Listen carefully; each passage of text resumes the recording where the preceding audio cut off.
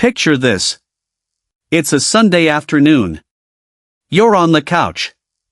She's 10 feet away, scrolling her phone. You ask something simple, "How was your day?"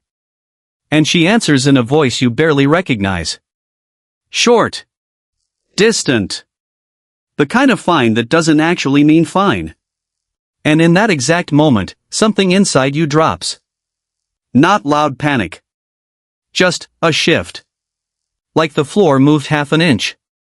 Why is she pulling away? What did I do? Is there someone else? Did I lose her? That's the thought that hits before you even have permission to think it. Here's the truth nobody tells you. When a woman starts saying certain phrases, not the words that cut, but the ones that land soft, that's usually when the choosing has already started. Not with him. With herself. She starts choosing a version of her life where she stops needing you to be the thing she's been reaching for. You're not failing at love. You're not overreacting. And this is not a sign that you chose the wrong person. Every man who has ever loved a woman has stood exactly where you're standing right now.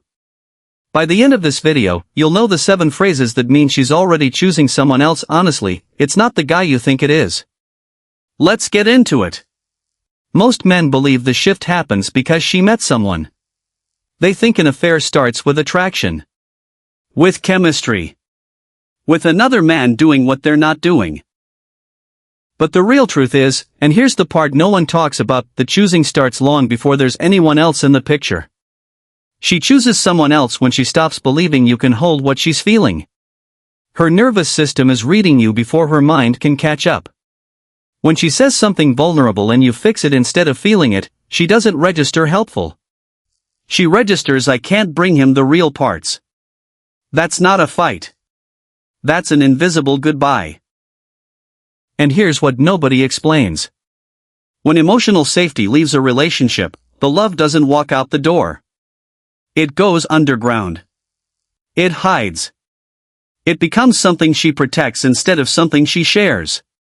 That's the moment she's quietly choosing a version of her life that doesn't include you anymore. Not louder conversations. Not more compromising. Not scheduling a weekly check-in.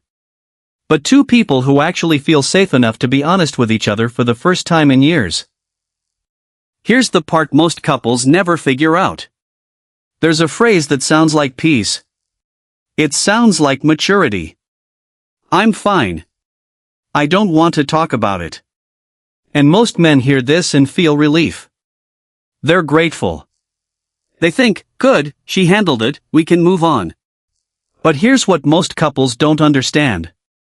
When she stops inviting you into her inner world, when she starts managing her feelings alone instead of bringing them to you, she isn't getting stronger. She's relocating. She's moving the home of her emotional life somewhere else. It might be a friend. It might be a journal. It might be a man who simply asks the right question at the right time. What this really is, in her nervous system, is the quietest form of giving up. Not the loud kind. Not the "we're done" kind. The kind where she's already decided that sharing with you isn't safe. And when safety leaves, love doesn't leave. Love goes quiet. Disconnecting version, "I'm fine. Don't worry about it." She shuts down. Looks at her phone. The conversation ends in her body before it ends in the room. Connecting version, "I'm fine, but I don't have the words yet. Can we come back to this later?" Same honesty. But she's still leaving the door unlocked. Her brain is quietly registering, "He heard me. He's not rushing me." And when you do that, when you let her pace the conversation instead of demanding access, the walls between you start to come down without either of you saying a word. This is where it gets really interesting. "I just need some space" is one of the most decoded phrases of our generation. Most men hear it as personalization. She's pulling away from me. I did something wrong. I need to give her what she's asking for. Here's the part no one talks about. Space, after a while, isn't about breathing room. It's about her quietly building an interior life that doesn't include you. She's not recharging. She's rehearsing. She's practicing what it might feel like to exist without you in the room. And you can feel it, can't you? That strange vagueness in her. Present but not here. What this really is, in her nervous system, is a slow audition for leaving. Not because she hates you. Because she doesn't trust herself to stay without becoming someone she doesn't like. Disconnecting version, I just need space. She fills her calendar with plans that don't ask for your input. Comes back quieter. Connecting version. I need a little space to think. I still want to figure this out with you. Same ask. Same boundary. But the destination is with you, not without you. What's running through her is, I'm allowed to breathe and still be choosing him. When you can hold her need for space without making it about your fear, something in her exhales. And that exhale is the moment she stops rehearsing goodbye. Here's the one that cuts deepest, and most couples never see it coming. You're a great guy. 3 words. Polite. Kind. Loaded like a grenade with the pin still in. Most men hear this and feel flattered. They miss the ellipsis that comes after it in her head, for someone. Here's the part no one talks about. You're a great guy is almost never a compliment. It's a closing statement. She's not telling you what you are. She's telling you what she's choosing around you. She's honoring what you've been while quietly letting go of what you two won't become. What this really is, in her nervous system, is the moment the relationship has become a category instead of a calling. She stopped seeing you as her person and started seeing you as a nice thing that happened.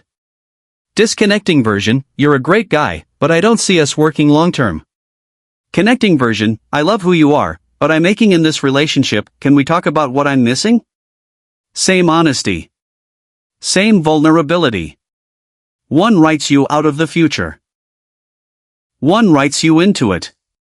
She's thinking, I think I'm going to hurt him and I don't want to be the one who does. That's not cruelty. That's a woman doing the painful math of her own longing out loud in her head. And here's what changes everything. I don't know what I want anymore. Most men panic at this one. It feels like sand slipping through their fingers. They try harder. Suggest therapy. Plan a trip. Buy something. Here's the part no one explains. She's not confused. She's clear. She's clear about one thing, that whatever she's been getting isn't the thing she actually needs. So she's withdrawing the question. She doesn't know what she wants, because what she wants might not exist with you. And that's the sentence she can't say out loud. What this really is, in her nervous system, is grief that hasn't been named yet. It's not confusion. It's the slow realization that the hope she carried into this relationship is heavier than the relationship can hold. Disconnecting version, I'm not sure what I want, I think I need to figure it out alone. Connecting version, I don't know what I want yet, but I want to find it with you. Will you hold this fog with me? Same uncertainty. Same fog.